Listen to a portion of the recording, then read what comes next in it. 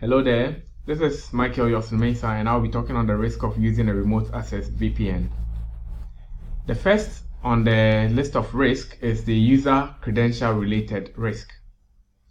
VPN security is only as strong as the methods used in authenticating the users and the devices at the end of the VPN connection.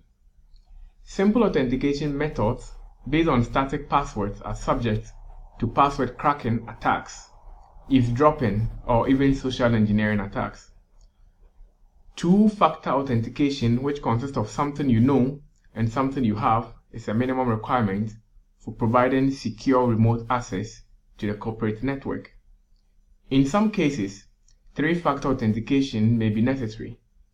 This form of authentication adds one more requirement, something you are, a biometric such as a fingerprint or iris scan, for example. The second on the risk is the spread of viruses, worms, and trojans from remote computers to the internal network.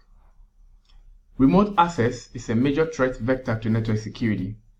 Every remote computer that does not meet corporate security requirements may potentially forward an infection from its local network environment to an organization's internal network. Up-to-date antivirus software on the remote computer is required to mitigate this type of risk. Number 3 on our list of risk is the split tunneling. Split tunneling takes place when a computer on the remote end of a VPN tunnel simultaneously exchanges network traffic with both the shared public network and the internal private network, without first placing all of the network traffic inside the VPN tunnel. This provides an opportunity for attackers on the shared network to compromise the remote computer and use it to gain network access to the internal network. A host-based firewall is an effective way to defend against network-based attacks. Furthermore, many organizations have chosen to disallow split tunneling. Host identification verification.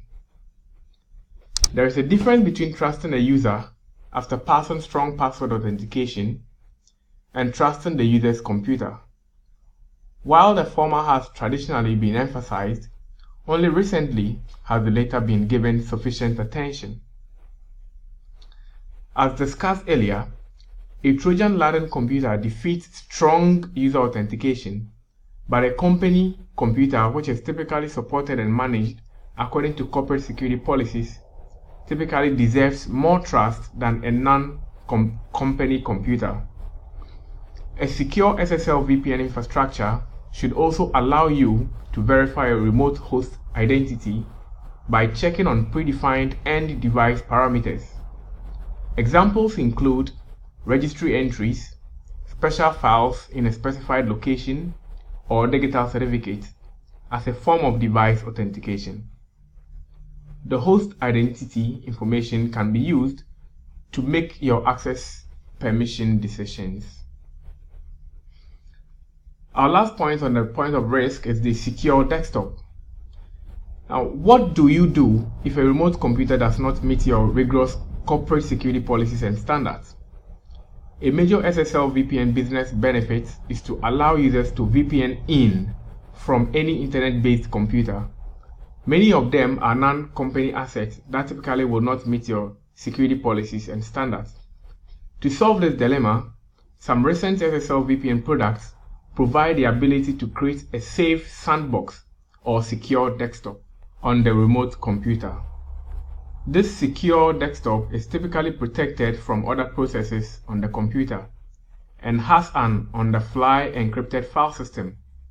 Malicious codes, even if they are present on the computer, are not able to access the content stored in the secure desktop.